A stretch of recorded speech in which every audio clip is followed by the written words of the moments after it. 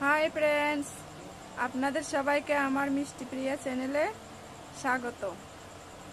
আমি এখন একটা রেসিপি বানাবো।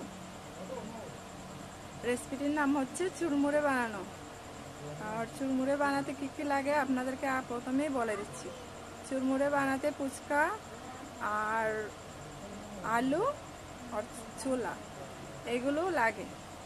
তো আপনাদেরকে বলছে আপনারা আগেই ছোলা আর আলু সিদ্ধ করে নেবেন, আর শুকনো লঙ্কা ভেজে গুঁড়ো করে নেবেন, আর ধনে জিরে মুড়ি এগুলো ভেজে গুঁড়ো করে রেখে দেবেন। আমি এগুলো আগেই করে নিয়েছি, এবার শুধু আপনাদেরকে বানানোটাই দেখাবো কি করে বানাতে হয়। তাহলে চলুন আপনারা দেখে নিন কি করে চুরমুরে বানাতে হয়। আমি এবার তাহলে শুরু করে দিচ্ছি। এরকম হাফ হাফ টুকরো টুকরো করে ভেঙে নেবেন বা কিছু দিয়ে ছুরি দিয়ে কেটে নেবেন। তারপরে আপনাদের ঘরে ছোলা থাকলে সিদ্ধ করে দিতে পারেন। আমি আমাদের ঘরে মটর ছিল, মটর সিদ্ধ করে দিয়েছি। তো এবার এগুলো মাখিয়ে নেব।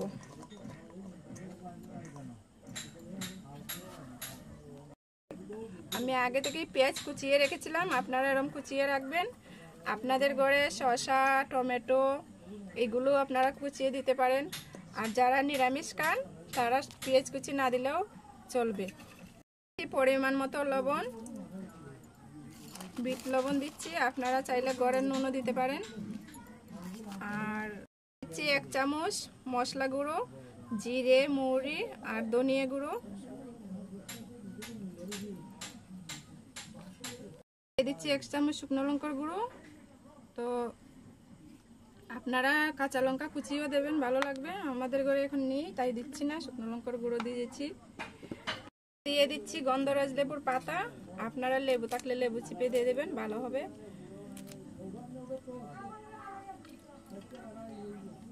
পরে ফুচকাগুলো দিয়ে দিচ্ছি, বেশি গুঁড়ো করবেন না, হাফ গুঁড়ো করবেন। এই যে এইভাবে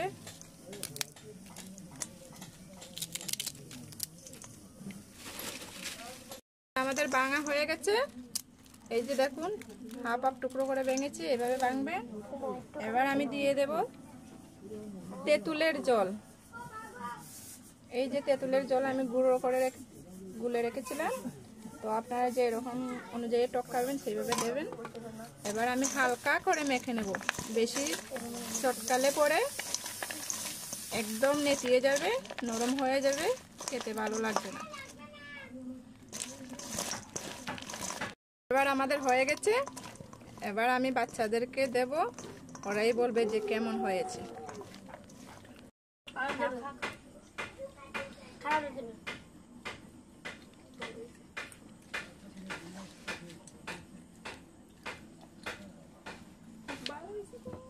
খুব ভালো হয়েছে, একদম বিউটিফুল, আন্ডার বিউটিফুল।